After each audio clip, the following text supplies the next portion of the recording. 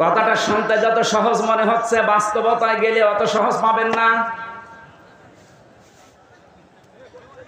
আল্লাহর সামনে নিজেকে দাঁড় করান, যার জন্য আপনি অবৈধ পথে ইনকাম করছেন, অবৈধ পথে বেছে নিয়েছেন, কি হবে এদের দ্বারা? কোরআনে কারীম সতর্ক করছে, লান তানফাকুম আরহামুকুম ওয়ালা আওলাদুকুম ইয়াউমাল কিয়ামাহ ইয়াফসিলু বাইনাকুম ইন্নাল্লাহা আল্লাহু বিমা তা'মালুনা বাসীর। সূরা মুমতাহিনার 2 নম্বর আয়াতে আছে লান তানফাকুম, এটা 3 নম্বর আয়াত। মজারের আগে যদি লান আসে অর্থ হয় কখনো সম্ভব না। এখানে অনেক আলেম বসে আছে, এই যে লান তানফা নাফা ইয়ানফাউ, এটা মজারে, এর আগে লান দিয়েছেন। আল্লাহ নিজে গ্যারান্টি দিচ্ছেন কখনোই সম্ভব না, কখনোই উপকার করতে পারবে না। তোমাদের সম্পদ আদি, তোমাদের সন্তান আদি, কিয়ামতের ময়দানে কেউ তোমার উপকারে আসবে না। আল্লাহর এই কথাটা যদি আমরা 100 ভাগ বিশ্বাস করতাম, এই দেশে হাজারো মানুষের অবৈধ ইনকাম বন্ধ হয়ে যেত। আমরা যে কিছু ভাষা বিশ্বাস করি, এই জন্য আমাদের অবৈধ পথ বন্ধ হয় না।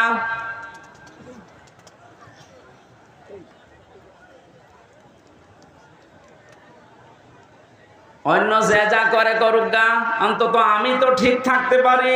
জীবন চলে গেলেও কার জন্য কি করব? আমার সন্তানের জন্য, স্ত্রীর জন্য। এরা সব কিছু আমার থেকেই পার্থক্য করে দেবে আল্লাহ। সেঙ্গায় ফৎকার দেওয়ার সঙ্গে সঙ্গে যত রকমের সম্পর্ক ছিল আপনার দুনিয়ায়, আল্লাহ বলেন ফালা আনসাবা বাইনাকুম। নসবের বহু বছর আনসাব, কোন সম্পর্ক আর বাকি থাকবে না, সব কাট করে দেবেন। যা নিজের স্ত্রীকে দেখার পরও বলবেন কে তুমি? আমার তো দুনিয়ায় বিয়েই হয়নি, বউ পাবো কোথায়? দুনিয়ার মুসলমান ভাইরা, অন্য জাতির কথা আমি বাদ দিলাম। আমরা যেহেতু জান্নাত বিশ্বাস করি, কিয়ামতে জবাব দেওয়া লাগবে বিশ্বাস করি, আমরা ভুল করি কি করি? আমাদের সাবধান থাকা লাগবে, আমি জবাবটা ঠিক করতে পারি।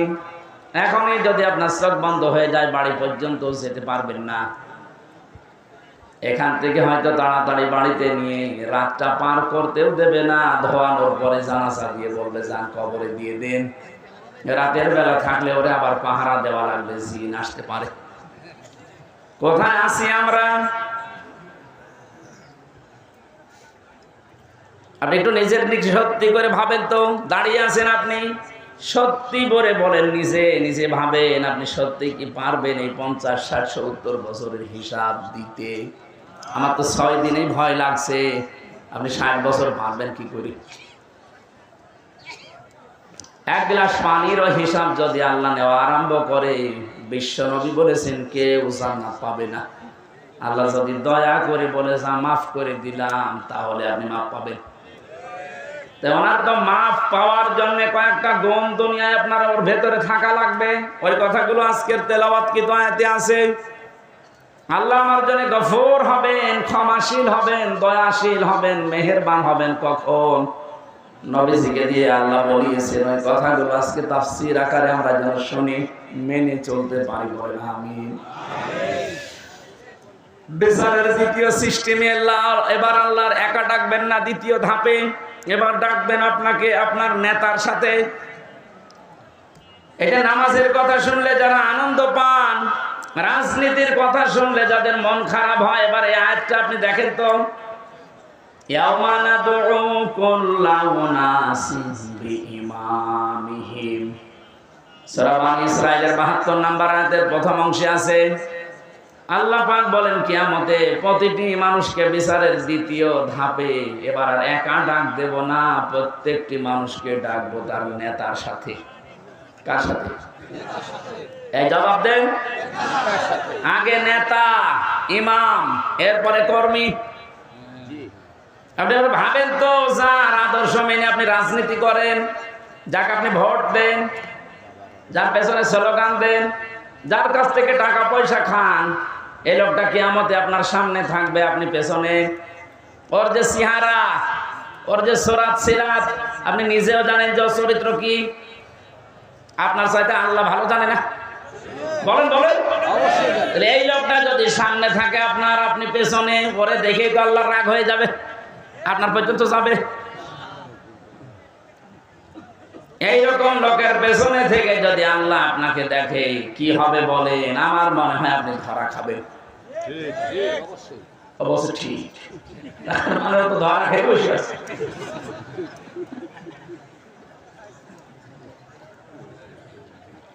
না, আসলে তো ঠিকই বলেছে, কারণ যেরকম চলে ঠিক ওই রকম কায়দায় বলছে। আমরা যেন ধরা না খাই, এই জন্যই তো সতর্ক করছি।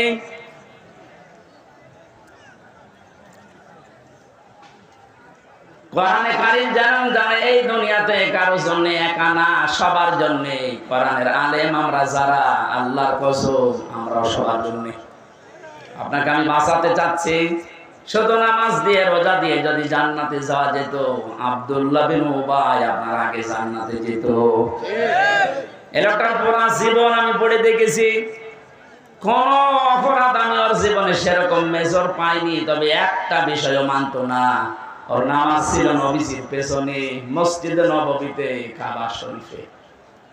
আপনি নামাজ পড়েন ম্যাক্সামি মসজিদে, কে চেনে? আর নামাজ পড়তো মসজিদে নববীতে, কাবা শরীফে। 1 রাকাত নামাজে 1 লক্ষ রাকাত নামাজে সওয়াব হয়। ও রোজা রেখেছে, রাসূলুল্লাহর সাথে ইফতারি করেছে, নবীর সাথে। ও তাহাজ্জুদের নামাজ পড়তো। ওর যত কিছু আমি বেশি একটা একটা করে মিলিয়ে দেখলাম, সবই ঠিক আছে। শুধু রাজনৈতিক জীবনে ওর আদর্শ ছিল আবু জেহেল। এরকম মানুষ দুনিয়ায় নেই। কথা বলা লাগবে। আমি নাম ধরেই বলছি, এই যে সালমান এফ রহমান, এই দরবেশ, ওর নামাজ ছিল, রোজা ছিল। কাবা শরীফের পাশে আমি যখনই গেছি দেখছি ও পাশে ওই যে বিল্ডিং দারুত তাওহীদ, ওখানে থাকতো। যেখানে 15 থেকে 20 লক্ষ টাকা লাগে থাকতে, আমরা থাকতাম তো প্রায় 2 কিলোমিটার দূরে, কারণ আমার 3.5 লাখ। আর 15 থেকে 20 লাখ টাকা এই জন্য কাবার পাশে থাকে, যেন কাবা দেখা যায়। টাকা যদি ভ্যান চালিয়ে উপায় করা লাগতো, তাহলে আমার মনে হয় 5 কিলো দূরে থাকতো। টাকা তো সব জনগণের, 36,000 কোটি টাকা। আপনি জীবনে গণনা করে শেষ করতে পারবেন না। অথচ পদ্মা সেতুর মতো এত বড় বিশাল প্রকল্প মাত্র 32,000 কোটি টাকায় কমপ্লিট হয়ে গেছে। আর ওর একাই কত? আমার মনে হয় আর একটা পদ্মা সেতু বানিয়ে টাকা আরো 4,000 কোটি রেখে যেত। এই লোকটার সাথে আব্দুল্লাহ বিন উবাইর আমার মনে হচ্ছে মিল আছে। ওর নামাজ, রোজা, কাবা শরীফ দেখা, ইফতারি করা সব ঠিক আছে। রাজনৈতিক জীবনে ও লোকটা এমন মানুষকে মানে যার চরিত্র আসলে ভালো না। কি ওর নিজের চরিত্র যে ভালো না, তার প্রমাণ দেখেছেন, দাড়ি কেটে নম হয়ে গেছে।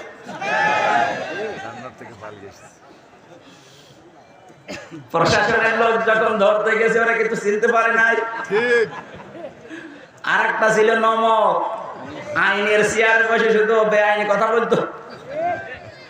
এই লোকটা যখন ধরে নিয়ে যাচ্ছিল আইনমন্ত্রী, অবশ্য আমি একা কেন, ওই যে বেশ ওর দাড়ি কই, দাড়ি কেটে ফেলে দিয়েছে। যেই লোকটা এত বড় ভাওতাবাজি করতে পারে মানুষের সাথে, যে রাসূলুল্লাহর সুন্নাত, দাড়ি কি হামজার সুন্নাত? কার সুন্নাত? অপরাধ বোধ কত বেশি, নিজে কাজ করেছে এই জন্য তো অপরাধী। এত ভয় যে রাসূলুল্লাহ গলায় ছুরি লাগিয়ে দিয়েছে, যা আমার দরকার নেই, আমি আগে বাঁচতে চাই। আল্লাহ বাঁচতে দিয়েছে, এখন পচা ডিম খাচ্ছে।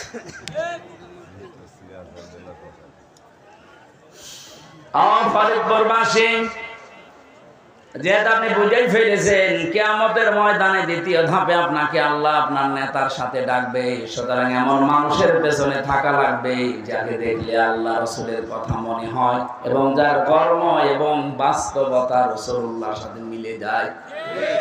এরকম মানুষের দেশে নেই। আমরা এই প্যান্ডেলের ভেতরে এসে কত কথা বলার পরে বলে ঠিক আছে, এখান থেকে যাওয়ার পরে সব উঠিয়ে ফেলি। এই জন্য আমাদের কপালের কোনো পরিবর্তন নেই। এবার আর ভুল করা যাবে না। কি কথা বলে না কেন? এবার যদি ভুল করেন আবার পেছিয়ে যাবেন। আশা করছি আপনার বিবেক কাজে লাগবে।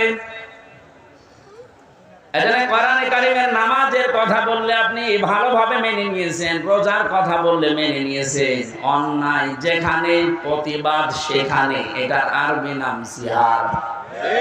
জিহাদের কথা বললে আপনি জঙ্গি মনে করেন, জিহাদের কথা বললে রাজনীতি মনে করেন। তাহলে আয়াতটার সাথে তো আপনার বাস্তবতা মিলছে যে কিছু মানেন আর কিছু মানেন না।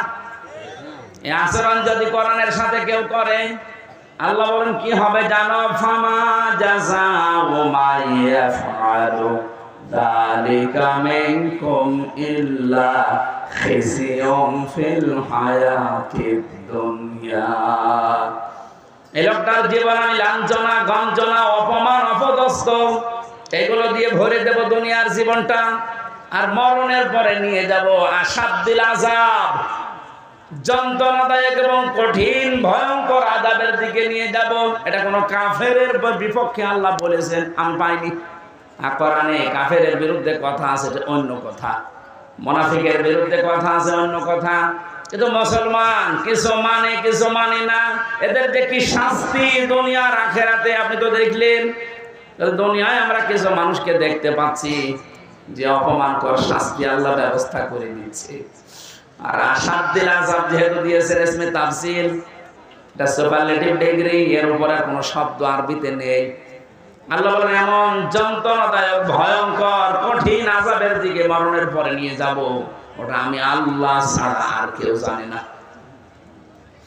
এটা জালেম যারা, আপনাদের দুনিয়া শেষ হয়ে গেছে, আখিরাত আপনি শেষ করে ফেলেছেন। আপনাদের জন্য বড় আফসোস লাগে আমাদের। আমরা যদি কোন জুলুম করি, আমরা নিজের আজকে থেকে থেমে যাব। কারণ জালেম, মাজলুম এই দুইটা শব্দ ভয়ঙ্কর। ইত্তাকি দাওয়াতাল মাজলুম ফাইন্নাহা লাইসা বাইনাহু ওয়া বাইনাল্লাহি হিজাব। নবী বারবার জানিয়েছেন উম্মতেরা, যাই করো মজলুমের বরদুয়া থেকে নিজেকে বাঁচিয়ে রাখবা। কারণ মজলুমের বরদুয়া আর আল্লাহর ভেতরে কোনো হিজাব, পর্দা থাকে না, সরাসরি কবর। আজকে কোরআনে কারিমের এই ময়দানে যারা এসেছে কিছু কথা শোনার জন্য, প্রথমে দোয়া করে নিচ্ছি, আল্লাহ আমার জীবনে যেন কোনো জুলুম না থাকে, আমার দ্বারা কেউ যেন মাজলুম না হয়ে যায়। তুমি আমাকে রক্ষা করবা, বলেন আমিন। যিনি আমাদেরকে এই মাহফিলে নিয়ে এসেছেন, আমরা তার শুকরিয়া আদায় করছি, আলহামদুলিল্লাহ। দরুদ আর সালাম পড়ছি আমাদের নবী মুহাম্মদ রাসূলুল্লাহ সাল্লাল্লাহু আলাইহি ওয়াসাল্লামের প্রতি। আমাদের আজকের আলোচনার বিষয় হচ্ছে আল্লাহ নিজে আদেশ দিচ্ছেন, হে রাসূল, 6টা গুণ যারা অর্জন করবে দুনিয়ায়, আপনি তাদের জন্য আমার কাছে ইস্তেগফার করেন, ক্ষমা